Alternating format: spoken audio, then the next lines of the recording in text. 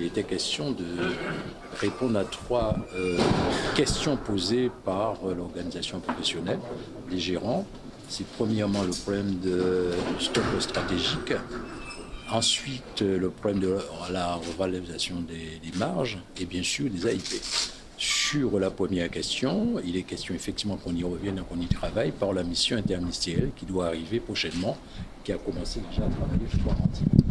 Ensuite, sur la revalorisation, le préfet a dit qu'il est d'accord pour revoir la revalorisation à partir d'un certain nombre de dossiers qu'il a demandé. Et bien sûr, les gérants ont proposé de lui fournir ces documents-là la semaine prochaine. Les AIP, c'est un désaccord total entre l'État et bien sûr les gérants. On tient quand même à remercier le président Gillot d'être l'organisateur de cette rencontre. Il était prévu que tous les acteurs de la filière soient là, les compagnies pétrolières, la SARA et nous-mêmes.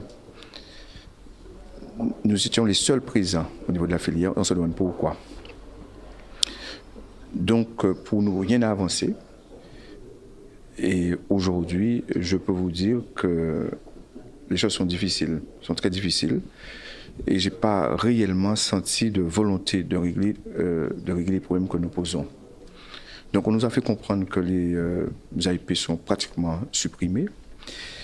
Et ce qui est quand même bizarre, c'est qu'on nous dit que les AIP en Martinique et en Guyane sont légaux, qu'ils ont été légalement pris là-bas, alors que les AIP ne sont pas légaux en Guadeloupe. C'est inacceptable.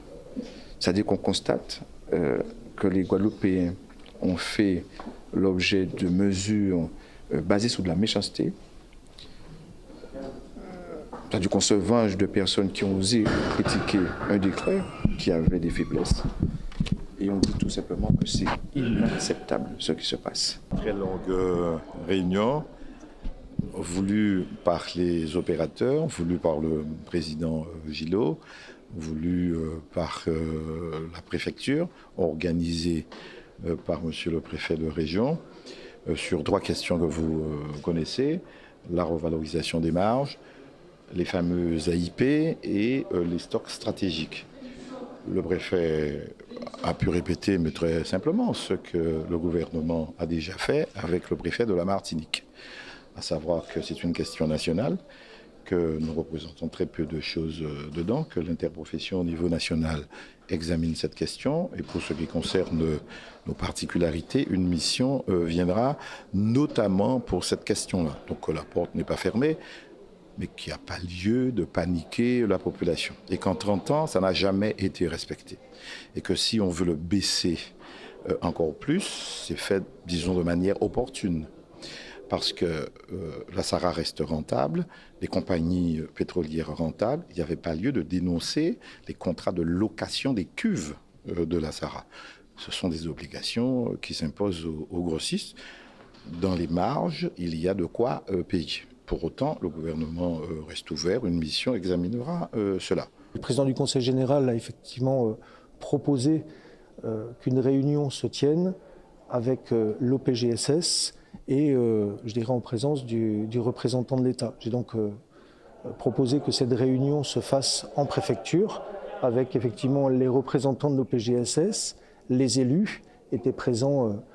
Le président du Conseil général qui est à l'origine de la demande, bien évidemment, le président du Conseil régional et un certain nombre de parlementaires sur la question des stocks stratégiques, puisque c'était je dirais, le sujet sur lequel je dirais, il pouvait y avoir association des pétroliers et de la SARA. J'ai expliqué qu'aujourd'hui, il n'y avait pas de raison de les mettre autour de la table, puisque ce sujet était appréhendé au niveau national. Sur la question des AIP, aujourd'hui, il y a un texte. C'est le décret de décembre 2013 qui s'applique. Il est possible, je dirais, de négocier sur la base d'un accord privé entre les grossistes et je dirais les stations-service, les gérants. Il est possible de négocier un AIP, mais dans le cadre d'un accord privé entre eux. Et je dirais cet AIP, en tout état de cause, dès lors qu'il aurait été négocié, ne peut pas être inscrit formellement dans la structure des prix. Donc c'est ce que j'ai réaffirmé ce soir, il y a une, je dirais, divergence d'analyse juridique sur la question, et il appartient effectivement aujourd'hui, si je dirais l'OPGSS conteste cette analyse des textes de la part de l'État, eh bien de saisir le juge administratif, le tribunal administratif, pour qu'il tranche sur le sujet.